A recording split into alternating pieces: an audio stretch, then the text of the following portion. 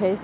საქართველოს ახალგაზრდა იურისტთა ასოციაციის ოფისში გაიმართა პრესკონფერენცია, სადაც მათ განაცხადეს, რომ შინაგან საქმეთა სამინისტრო საპროტესტო აქციის მონაწილეთა წინააღმდეგ სახის ამომცნო ტექნოლოგიებს მათი მასობრივი კონტროლისთვის იყენებს. მათ განაცხადეს, რომ ეს ეხება იმას, რომ შემდგომ დააშინონ აქციის მონაწილეები და ასევე მათი სამომავლო ქმედებებიც რომ განსაზღვრონ. მათ განაცხადეს, რომ ამას შესაძლოა ჰქონდეს მსუსხავი ეფექტი, ანუ უარყოფითი ეფექტი, რაც ნიშნავს იმას, რომ შესაძლოა გამოხატვის თავისუფლების თვითშეზღუდვა გამოიწვიოს ამ ყველაფერმა. კონკრეტულ შემთხვევაზეც ისაუბრეს მათ და წარმოადგინეს ვიდეო მტკიცებულება, როდესაც ისინი იმყოფებოდნენ გზის გადაკეტვის საფუძვლით დაწყებულ ერთ-ერთ სამართალდარღვევის განხილვაზე და სწორედ შინაგან საქმეთა სამინისტრომ წარმოადგინა ვიდეო, სადაც ჩანს, რომ ისინი უთვალთვალებენ აქციის მონაწილეს და რომ შესაძლოა იდენტიფიცირება არა მხოლოდ აქციის მონაწილის, არამედ იმ მასალების, რაც მაგალითად მას უჭირავს ხელში, კონკრეტულად კი ფურცელი, რომელზეც არის კონკრეტული ინფორმაცია და ასევე საიაში ამბობენ, რომ ეს კამერა მას დაყვება, რა მიმართულებითაც ის გადაადგილდება და თქვეს, რომ ის ლაივ რეჟიმში დაყვება ეს კამერა და სწორედ მათ აქვთ საფუძველი იმისა, რომ ეს მექანიკურად იმართება კონკრეტული პირის მიერ და ასევე ეს ემსახურება კონკრეტული პირების მეთვალყურეობას. საიაში განაცხადეს, რომ მათ არიციან თუ რა მიზანს ემსახურება ეს და თქვეს, რომ ცუდია, რომ შინაგან საქმეთა სამინისტრო ახორციელებს სწორედ ასე პერსონალური მონაცემების მოპოვებას. მათ მიაჩნიათ, რომ ეს არის არაკანონიერი და როდესაც ისინი ახორციელებენ სწორედ ასე ინფორმაციის მოპოვებას, ეს ნიშნავს იმას, რომ ისინი ცდილობენ მოქალაქეების დაშინებას და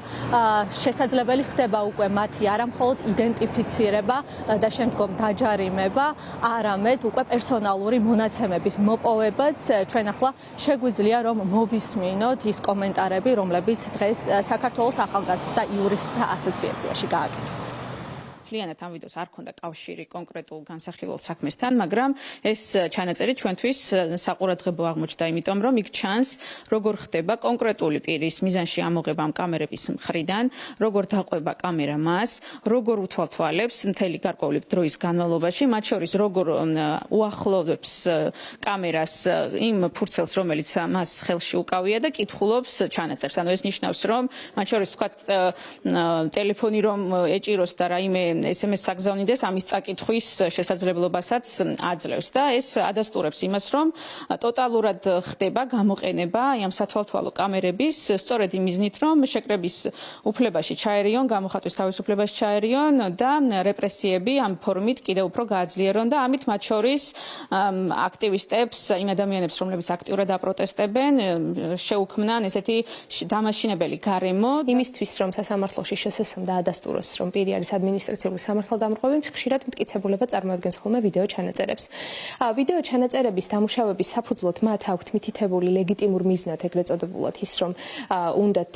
კონკრეტული სამართალდამრღვევი პირის იდენტიფიცირება და უნდათ იმ ადამიანის ვინაობის გაგება, ვინც ჩაიდინა კონკრეტული სამართალდამრღვევა და ამბობენ, რომ 112-დან სწორედ ამ მიზნით ხდება ამ ვიდეოების გამოთხოვა. თუმცა ჩვენს ერთ-ერთ საქმეზე, ერთ-ერთ ადმინისტრაციული სამართალდამრღვევის საქმეზე შესაძლოა წარმოადგინეს საკმაოდ ვრცელი ჩანაწერი, რომელშიც გამოიკვეთა, რომ არა მხოლოდ პირის იდენტიფიცირება, არამედ პირის ფაქტობრივი მიდევნება ხდება, აი კამერით მისი გადაადგილების მიდევნება.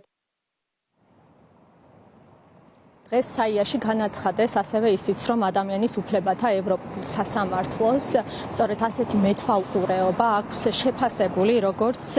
გამოხატვის თავისუფლებასა და პირადი ცხოვრების უფლებებში ჩარევად. საია აცხადებს, რომ უსაფუძვლოა შინაგან საქმეთა სამინისტროს მიერ მოპოვებული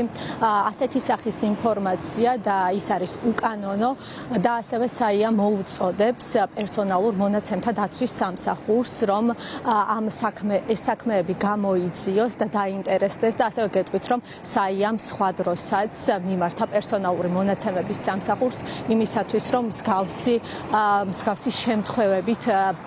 დაინტერესებული იყვნენ, თუმცა კონკრეტული პასუხი მათგან არ მიუღიათ.